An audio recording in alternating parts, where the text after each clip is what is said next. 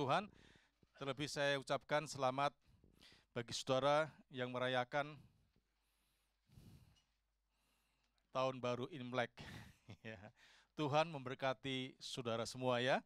Puji Tuhan saudara, kita sudah tiba minggu yang kedua bulan Februari. Saudara, bulan Februari ini fokus kita bicara tentang iman yang hidup. Ya, iman yang hidup. Bulan pertama kita bicara tentang dasar-dasar iman. Dan bulan kedua ini kita bicara tentang iman yang hidup. Iman yang hidup itu tunjukkan melalui iman dan hari pertama, minggu pertama apa saudara? Kekudusan. Ya, hari ini kita akan belajar tentang iman dan tindakan. Karena ada firman Tuhan katakan bahwa iman sempurna, iman yang disertai dengan perbuatan. Dan iman tanpa perbuatan adalah iman yang mati. Jadi saudara, kita harus punya iman yang hidup. Karena iman yang hidup saja yang akan mampu untuk bisa menghadapi situasi apapun. Iman yang mati tidak akan bisa buat apa-apa. Percuma saudara menjadi orang Kristen. Percuma saudara beribadah kepada Tuhan. Percuma saudara melayani Tuhan kalau iman kita iman yang mati. Karena iman yang mati tidak akan pernah menghasilkan apa-apa, artinya sia-sia. Hanya iman yang hidup, iman yang akan bisa melihat mukjizat, akan melihat perkara-perkara besar terjadi dalam kehidupan orang percaya. Dan itu ditunjukkan oleh saudara kita yang bernama Musa. Oleh karena itu mari kita belajar dari kisah Musa ini saudara, iman dan tindakan Musa. Ibrani 11 ayat 23, ayat 23. Iya, ayat 23 ya. Ibrani 11 ayat 23 sampai ayat yang ke-29. Sudah ketemu semua? Ibrani 11 ayat 23 sampai 29 demikian bunyinya. Karena iman maka Musa setelah ia lahir disembunyikan selama 3 bulan oleh orang tuanya. Karena mereka melihat bahwa anak itu elok rupanya dan mereka tidak takut akan perintah raja. Karena iman maka Musa setelah dewasa menolak disebut anak putri Firaun. Karena ia lebih suka menderita sengsara dengan umat Allah daripada untuk sementara menikmati kesenangan dari dosa. Ia menganggap penghinaan karena Kristus sebagai kekayaan yang lebih besar daripada semua harta Mesir. Sebab pandangannya ia arahkan kepada upah. Karena iman, maka ia telah meninggalkan Mesir dengan tidak takut akan murka raja. Ia bertahan sama seperti ia melihat apa yang tidak kelihatan. Karena iman, maka ia mengadakan Paskah dan pemercikan darah, supaya pembinasa anak-anak sulung jangan menyentuh mereka. Karena iman, maka mereka telah melintasi Laut Merah, sama seperti melintasi tanah kering. Sedangkan orang-orang Mesir tenggelam ketika mereka mencobanya juga. Saudara, kalau saudara membaca tadi ayat-ayat ini, dimulai dengan kata-kata apa saudara? Karena iman. Karena iman. Karena iman. Tapi tidak berhenti sampai di situ. Tidak berhenti karena iman. Tapi setelah karena iman, ada tindakan-tindakan, ada perbuatan-perbuatan menyertai imannya itu saudara. Dan perbuatan-perbuatannya itulah, tindakan-tindakan itulah saudara, yang akan menentukan bagaimana kualitas kehidupan Kristen kita. Akan menentukan sejauh mana kita menjadi orang Kristen. Apa kita menjadi orang Kristen yang semakin hari semakin bertumbuh kuat, dan menghasilkan buah yang memuliakan Tuhan, atau sebaliknya kita akan menjadi orang Kristen semakin hari semakin merosot dan menjadi mati. Walaupun keluar masuk gereja, tapi imannya tidak ada. Sehingga akhirnya menghadapi masalah yang tidak besar, kecil pun dia akan rontok saudara. Akan jatuh. Oleh karena itu mari kita belajar dari Musa ini. Imannya Musa itu imannya yang seperti apa? Tindakan imannya itu seperti apa sih Musa ini? Saudara, sehingga Musa dimasukkan dalam tokoh-tokoh iman. Dan saya berdoa, saudara, bukan hanya berhenti dalam Alkitab saja yang dikatakan tokoh-tokoh iman, tapi saya berdoa setiap jiwa-jiwa yang Tuhan percayakan di GBI Raja Wali menjadi seorang yang tokoh-tokoh iman di akhir zaman ini. Amin. Nah, saudara, tindakan pertama, saudara, apa yang dikerjakan oleh Musa ini? Yaitu pertama, saudara, kalau saudara baca ayat 24 sampai 26, di sana berbicara tentang memandang kekekalan. Ya, coba perhatikan ayat 24 sampai 26. Karena iman maka Musa setelah dewasa menolak disebut anak putri Firaun. Karena ia lebih suka menderita sengsara dengan umat Allah daripada untuk sementara menikmati kesenangan dari dosa. Ia menganggap penghinaan karena Kristus sebagai kekayaan yang lebih besar daripada semua harta Mesir, sebab pandangannya ia arahkan kepada upah.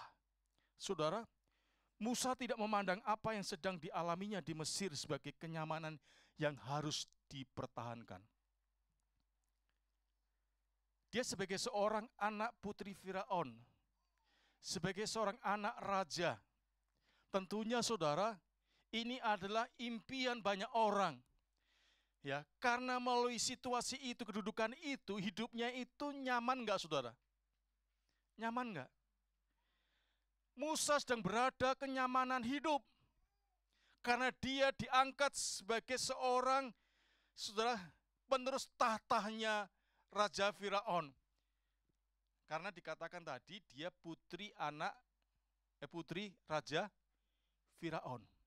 Artinya bahwa di sini Musa itu punya kesempatan untuk menduduki tahta raja. Setelah Firaun almarhum, maka yang menggantikan siapa, saudara? Siapa? Musa. Musa. Artinya apa? Ada kesempatan, ada sesuatu yang banyak diharapkan orang itu sedang dimiliki oleh Musa. Musa berada dalam kenyamanan. Tetapi saudara, karena iman, kenyamanan dunia ini yang sifatnya dikatakan tadi sementara, saudara, dibanding dengan upah yang dia akan terima ketika dia mempercayai dan mempercayakan hidupnya kepada Allah Israel, itu tidak sebanding, saudara. Karena nilainya itu kekekalan.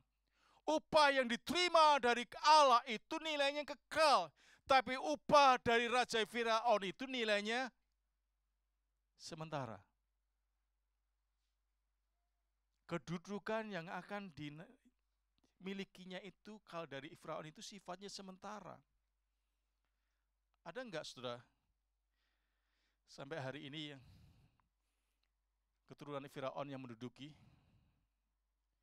kerajaan Mesir? Ada enggak?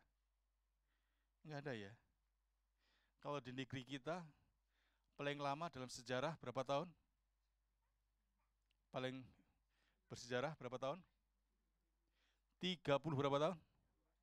32 atau 30 tahun ya, Pak Soeharto memerintah. Paling lama. Tapi setelah itu dibatasi berapa tahun? 10 tahun. Itu pun kalau terpilih yang kedua kalinya. Tapi pada dasarnya itu 5 tahun, 5 tahun, 5 tahun. Tapi hanya 2 kali periode. Ya, saudara.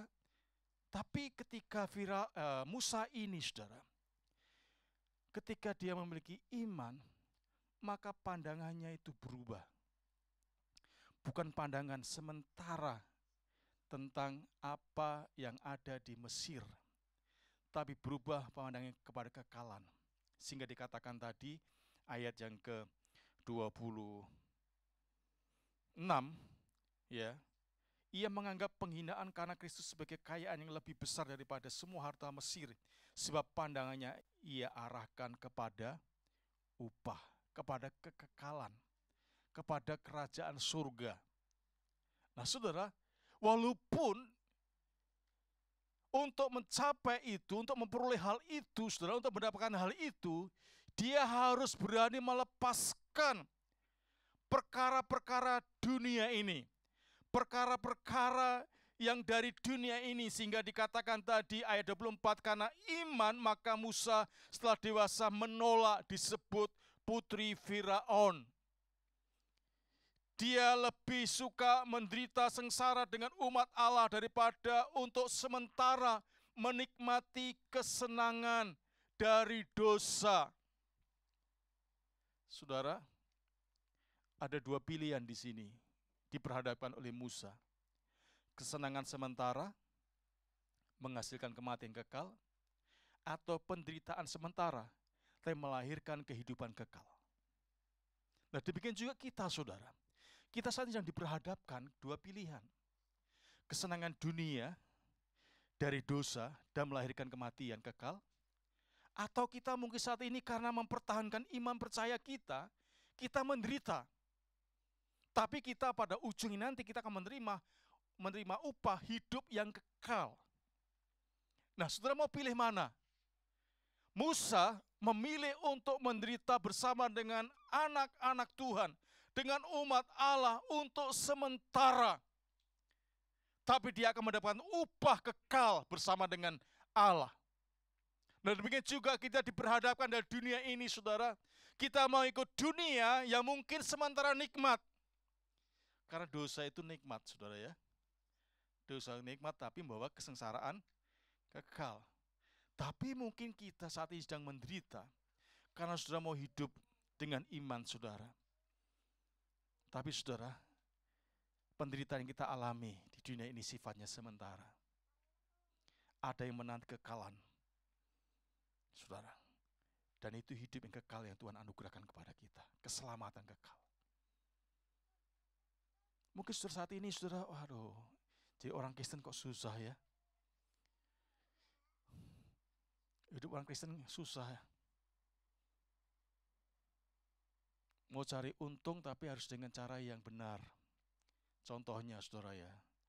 Saudara, kalau saudara seorang pedagang, saudara mau cari untung banyak boleh enggak? Boleh enggak? Dosa enggak? Cari untung besar? Enggak ya? Tapi caranya itu mungkin perlu dipikirkan. Cara Kristen dan cara dunia. Saudara, saya beri contoh begini. Saudara membeli barang sesuatu misalnya ini. Ini harganya ketika saya beli dari pabriknya, ini berapa? 500 misalnya, atau 10.000 lah, atau 1.000, saudara. Kemudian saya jual di toko. Ada orang beli, saudara menawarkan, saudara mau cari untung berapa dari 1.000 ini? Ya? Jangan tanggung-tanggung kalau cari untung. Berapa? 5.000 misalnya ya, 5.000 lah. Saudara beli berapa tadi? 1.000 jual 5.000. Kemudian Ibu Eni datang. Pak Pur, ya, saya mau beli aqua. Berapa ini harganya? Saudara, saya jual berapa tadi? 5.000. Bu Eni nawar berapa Bu Eni?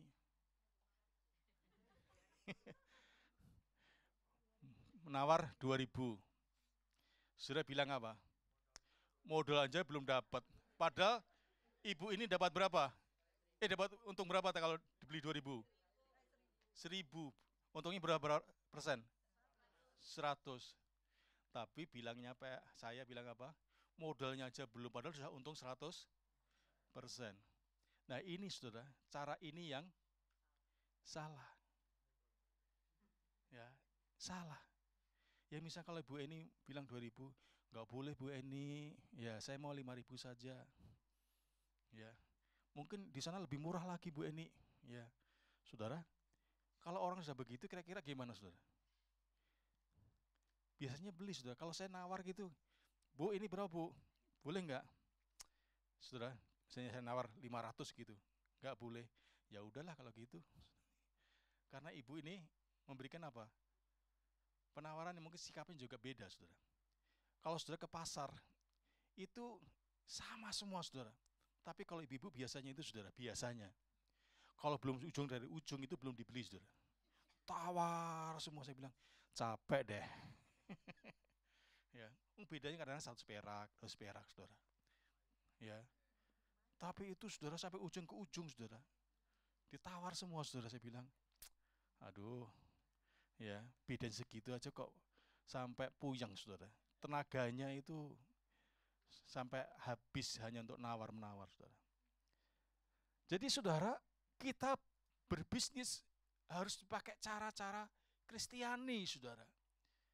Percayalah saudara, berkat itu datangnya dari siapa? Dari Tuhan. Di Cirebon itu ada loh saudara. Dia pajak juga jujur, perpuluhan jujur, dia dagang juga jujur saudara. Dan nggak pernah kurang pelanggan saudara.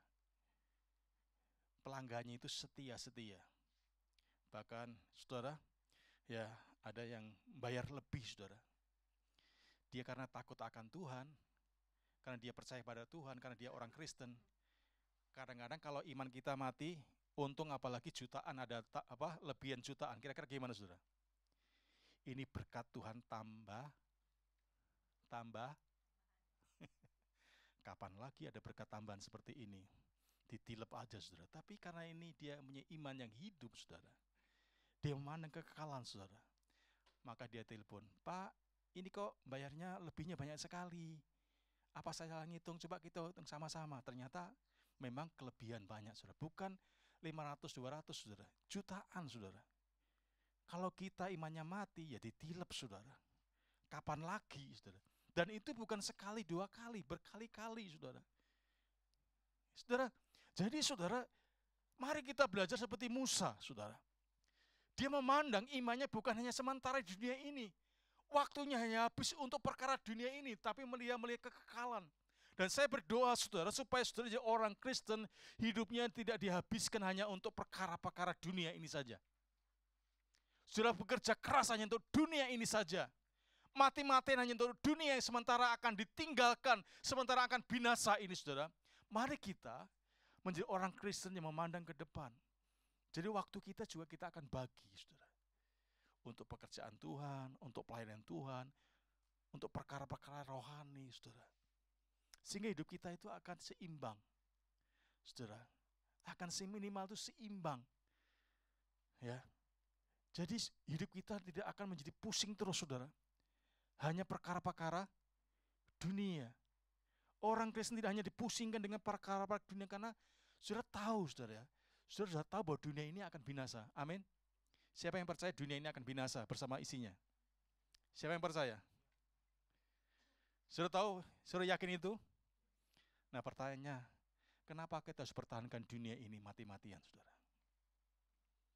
Kenapa kita harus habis-habiskan waktu kita hanya untuk dunia ini saja? Gak punya waktu untuk pelayanan pekerjaan Tuhan. Gak punya waktu untuk ibadah sama Tuhan. Gak punya waktu untuk berdoa, untuk baca Alkitab sama Tuhan. Dikejar, apa saudara? Target. Sehingga Tuhan dilupakan saudara. Kalau ini terjadi, kasihan deh lu saudara. Kenapa hidupmu akan menjadi sia-sia? Kenapa? Sementara dunia setelah isinya akan binasa. Apa artinya saudara menumpuk deposito saudara di bank bertriliun-triliunan saudara. Tapi sementara itu akan ditinggalkan. Akan binasa. Saudara, mari saudara, jangan fokus kepada dunia ini yang sementara akan binasa. Tapi pandanglah kekalahan. Seperti Musa. Ya, dia memandang kekalahan sehingga dia rela menderita sekalipun asal dia mendapatkan upah. Kenapa? Dikatakan tadi ayat yang ke-26. Ya saudara, karena ia memandang ke arah kepada upah. Upahnya itu apa? Hidup kekal. Jadi kemegahan Mesir, kenikmatan Mesir, kenikmatan dunia ini tidak sebanding dengan upah yang akan dia terima. Sekalipun untuk menerima itu, dia harus hidup menderita di dunia ini. Dia harus dikejar-kejar oleh Raja Firaun, mau dibunuh, saudara. Tetapi dia tetap mempertahankan itu.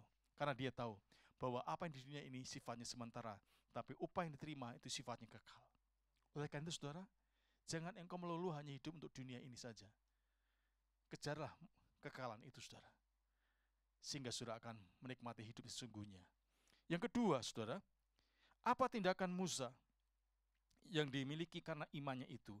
Dia memiliki keberanian. Ayat 27 dikatakan apa? Karena iman, maka ia telah meninggalkan Mesir dengan tidak takut akan murka raja. Ia bertahan sama seperti ia melihat apa yang tidak kelihatan. Dikatakan di sana, dengan iman dia tidak takut akan murka raja. Artinya ada keberanian untuk menghadapi tantangan yang ada di depannya. Saudara tahu bahwa Raja Firaun adalah raja yang luar biasa pada zamannya. Semuanya takluk, semuanya takut, semua hormat Raja Firaun ini. Dan dia menghadapi seorang sosok pribadi yang sangat luar biasa ini. Tetapi karena iman saudara, dia tidak takut menghadapi murka raja itu saudara. Ada keberanian yang Allah berikan kepada Musa. Dan itu saudara, saya rasa ini adalah didikan dari maminya, ibunya. Kalau saudara baca ayat 23 tadi, maminya juga nggak takut sama siapa?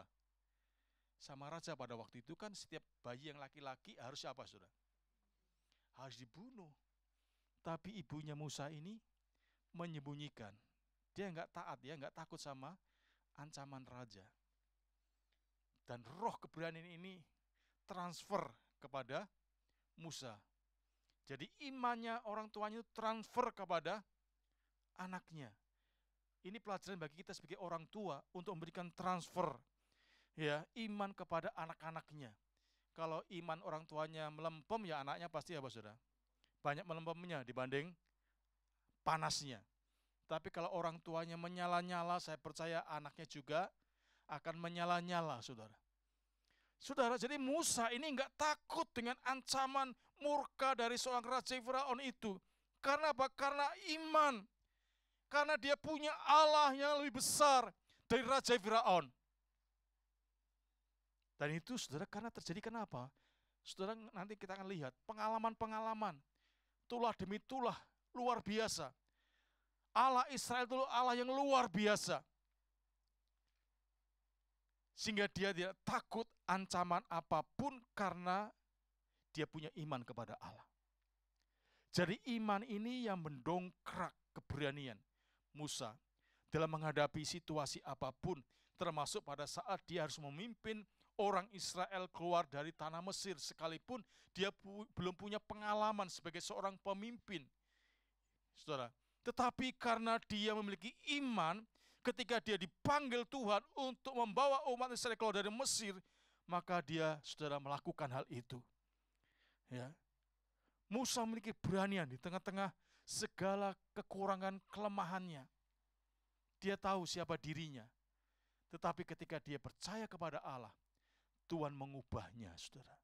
Tuhan mengubahnya. Bukan menjadi penakut, tapi pemberani. Saudara, iman itu mengubah hidup kita. Memperbaiki hidup kita. Saudara, saya dulu itu sebetulnya orangnya pertama pemalu dan penakut. Dan minder. Karena apa? Karena ya saudara, teman-teman saya dulu itu kebanyakan tuh orang yang punya. Ya, sedangkan saya ini yang paling nggak punya, saudara. Minder. Ya. Tetapi setelah saya mengenal Tuhan, percaya kepada Tuhan, apalagi iman kepada Tuhan, saudara. Tuhan mengubah pandangan saya. Tuhan mengubah karakter saya. Tuhan mengubah pribadi saya, saudara. Sehingga pada akhirnya, saudara, Tuhan berikan satu kekuatan keberanian. Nah hal itu saudara, pertama kali saya ke Cirebon saudara. Saya harus berhadapan dengan namanya wali kota. Orang desa harus bertemu dengan wali kota untuk mengurus persyaratan-persyaratan mendirikan sekolah teologi pada waktu itu. Wah saudara, pertama memang ada ketakutan. Saudara, belum pernah masuk namanya balai kota itu belum pernah. Tapi harus masuk dan bertemu dengan mereka.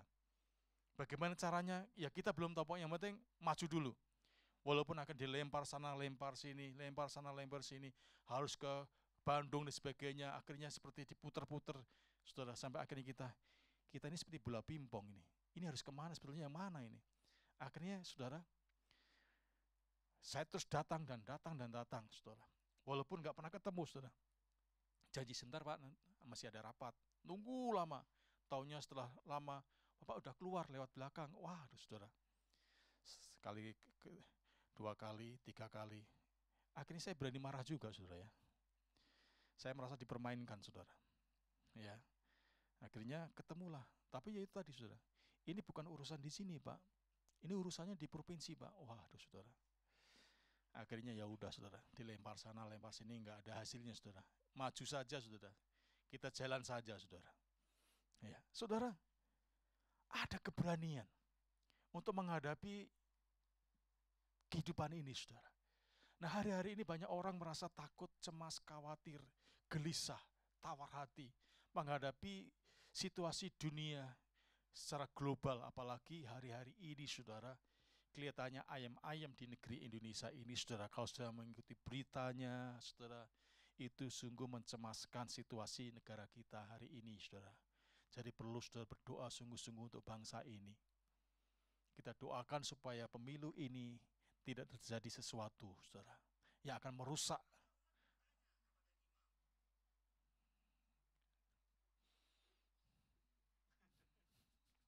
ya saudara. Jadi jangan sampai kita ini saudara jadi orang Kristen yang terus dipenuhi dengan ketakutan, kecemasan, kekhawatiran tentang hidup ini. Karena sekali lagi hidup kita di dunia ini sifatnya apa saudara? Sementara, ada kekalahan saudara. Dan untuk itu saudara, jangan kita sampai menghabiskan segala sesuatu hanya untuk sementara. Tapi kejarlah untuk yang kekal itu. Dan untuk itu dibutuhkan keberanian menghadapi dunia ini. Kalau enggak, kita akan tergilas saudara. Kalau kita enggak punya keberanian, kita akan tergilas. Kita akan kalah. Tapi kalau sudah punya keberanian untuk menghadapinya, percayalah, bersama dengan Tuhan tidak ada perkara yang mustahil. Hadapi bersama dengan Tuhan, sehingga saudara tidak akan menjadi penakut, akan menjadi seorang yang berani, tantangan apapun. Seperti Daud menghadapi Goliat, secara duniawi, enggak mungkin bisa mengalahkan siapa namanya? Goliat, tapi dia katakan, aku bersama dengan Allah Israel. Saudara, akhirnya Goliat yang gagah perkasa itu bisa dirobohkan. Bukan dengan senjata yang canggih, tapi dengan senjata tradisional. Tapi tradisional bersama dengan Tuhan itu menjadi canggih, saudara. Oleh karena itu, saudara, itu yang kedua, memiliki keberanian. Musa tidak menjadi orang penakut. Jadi sekarang katakan kanan kirimu, yuk kita menjadi pemberani-pemberani sama Tuhan. Kemudian yang ketiga, saudara. Yang ketiga, mengerjakan ketaatan. Ayat yang ke-28 dikatakan di sana. Karena iman maka ia mengadakan Paskah dan pemercikan darah supaya pembinasa anak-anak sulung jangan menyentuh mereka. Saudara, ya.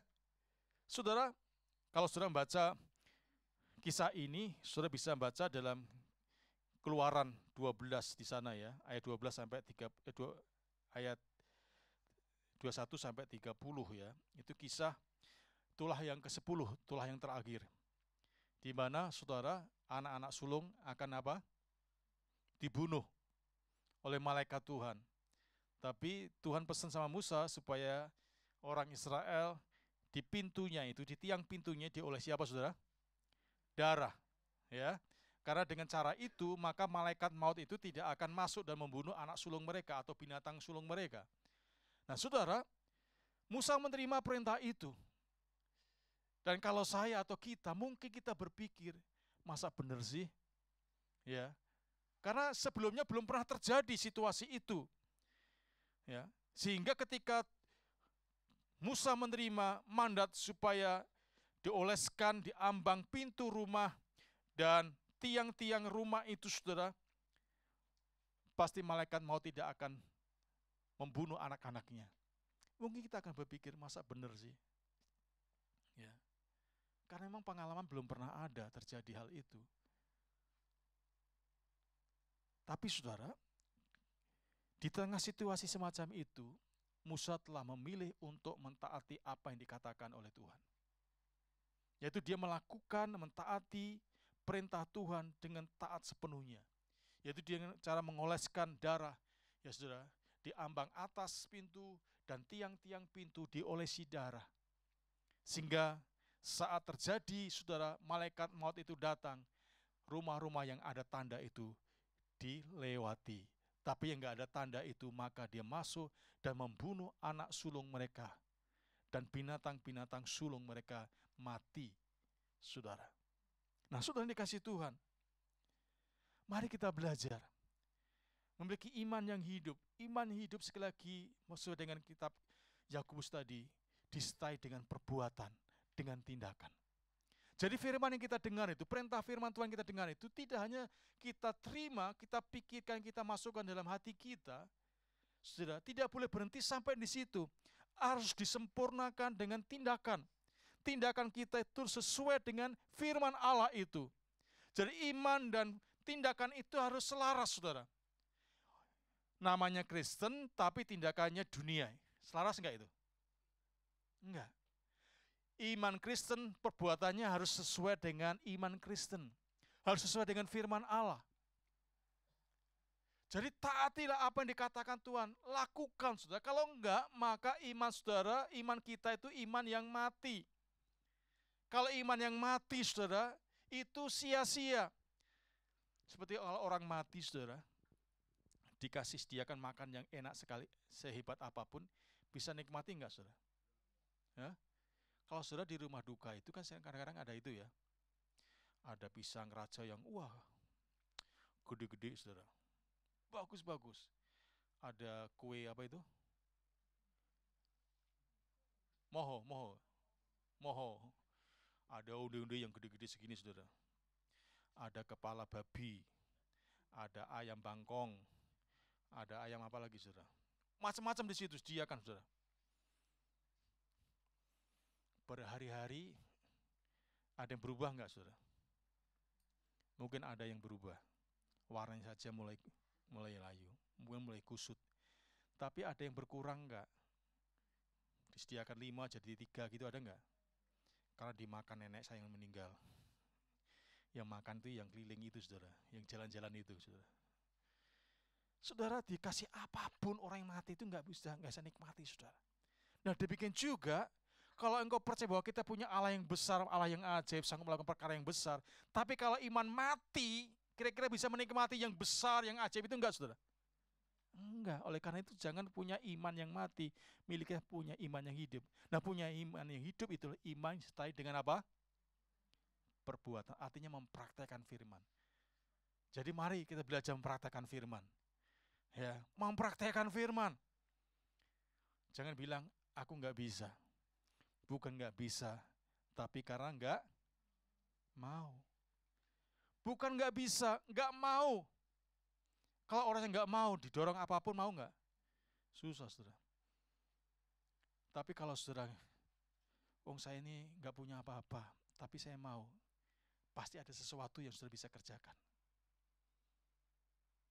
Engkau memberi enggak harus jadi orang kaya dulu. Mungkin saudara pas-pasan, tapi karena engkau mau, dari papasan kamu itu, bisa memberi enggak, saudara? Bisa. Alkitab mencatat, orang miskin hanya punya 2 berapa? 2 peser. Dia persembahkan kepada, bisa enggak, saudara? Orang miskin hanya punya 2 peser, saudara. Dia bisa memberi untuk pekerjaan Tuhan. Karena apa? Dia mau. Tapi kalau enggak mau, untuk makan sendiri aja, apa? Kurang. Masa harus kasih orang lain?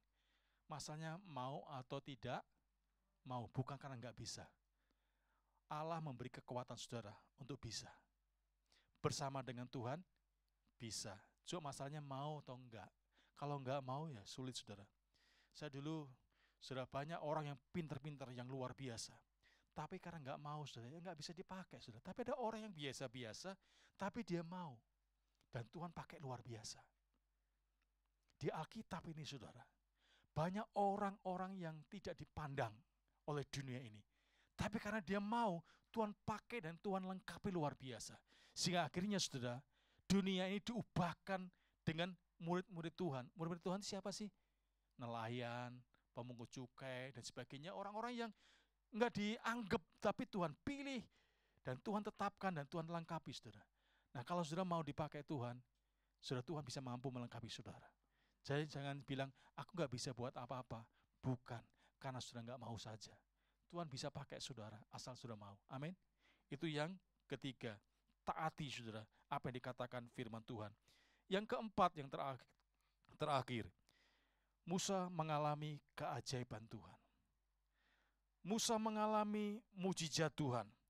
Ayat 29 dikatakan apa, saudara? Karena iman maka mereka telah melintasi laut merah sama seperti melintasi tanah kering. Sedangkan orang-orang Mesir tenggelam ketika mereka mencobanya juga. Saudara, ketika kita memiliki iman yang hidup, itu enggak sia-sia. Karena iman yang hidup tadi, saudara, akan menghasilkan perkara yang ajaib. Melahirkan akan perkara-perkara yang luar biasa dari Tuhan. Musa melihat dan membuahkan hasil yang luar biasa. Ada mujizat besar terjadi. Laut merah tadi, saudara, bisa terbelah. Dan tanahnya bukan basah, tapi Alkitab mencatat apa tanahnya? Kering dan dia bisa jalan. Enggak becek, saudara, tapi kering. Ya, dan bisa melewati sampai selesai, sampai ujung sana. Sedangkan tentara Firaun sudah mencobanya juga. Di Alkitab katakan mereka juga mencobanya, tapi mereka tenggelam. Saudara, iman yang hidup tidak sia-sia. Ada hasilnya, ada mujizat Tuhan. Ada terobosan-terobosan yang bagi manusia enggak bisa. Tapi dengan iman bisa menerobos keajaiban-keajaiban itu, saudara. Ya. Walaupun memang harus ada harga yang dibayar, tapi harga yang dibayar itu sepadan dengan hasil buah yang dicapainya. Oleh karena itu saya berdoa, saudara, buat jemaat di GBI Raja Wali ini bukan sekedar beriman-iman saja, tapi dibuktikan dengan tindakan yang nyata. Dan saya percaya, saudara, kalau ini terjadi, saudara, tidak terlalu nunggu lama, gereja kita akan dipadati dengan jiwa-jiwa yang baru kepada Tuhan. Karena imannya tidak sama dengan iman yang lainnya. Imannya iman yang hidup. Ada perbuatan nyata dari iman percaya kepada Tuhan. Sehingga orang tidak melihat, ini Kristen atau enggak ya. Orang kabur melihat hidup kita. Kenapa? Perbuatan kita dengan agama kita itu tidak sama. Tapi kalau perbuatan dan iman kita sama, saudara, orang akan melihat jelas, ini orang Kristen. Beda ini. Beda dengan yang lainnya. Dan saudara, orang akan tanya, rahasianya apa sih? Kamu kok bisa begini, padahal dunia sedang begini, kok kamu tetap bisa enjoy ini. Hidupmu kok tetap bisa bersuka cita, bisa menyanyi-nyanyi, saudara. Bukan nyanyian karena tengkaran satu dengan lain, saudara. Keributan di rumah satu dengan lainnya. Gara-gara tekanan dunia sekarang ini. Tapi ada tekanan, ada masa luar biasa. Tapi bisa tetap gandeng tangan, bisa nyanyi, bisa pergi bersama, dan sebagainya. Dunia melihat keanehan apa yang dialami orang percaya. Dan saudara bisa menjadi kesaksian. Dan saudara menunjukkan ini semuanya terjadi karena ada satu pribadi, Yesus Kristus. Dan kalau itu terjadi, saudara, akan terjadi ledakan-ledakan yang luar biasa di tempat ini. Dan saya merindukan yang terjadi di tengah-tengah jemaat GBI Raja Wali. Dari anak sekolah minggu sampai orang dewasa, mengalami terobosan-terobosan Allah. Karena apa? Semuanya hidup dalam iman yang hidup. Seperti Musa, imannya hidup. Sehingga sekalipun ada tekanan, dia muncul cemerlang dan nama Tuhan dipermuliakan. Tuhan berkati kita semua. Mari kita akan berdiri bersama-sama. Kita akan naikkan pujian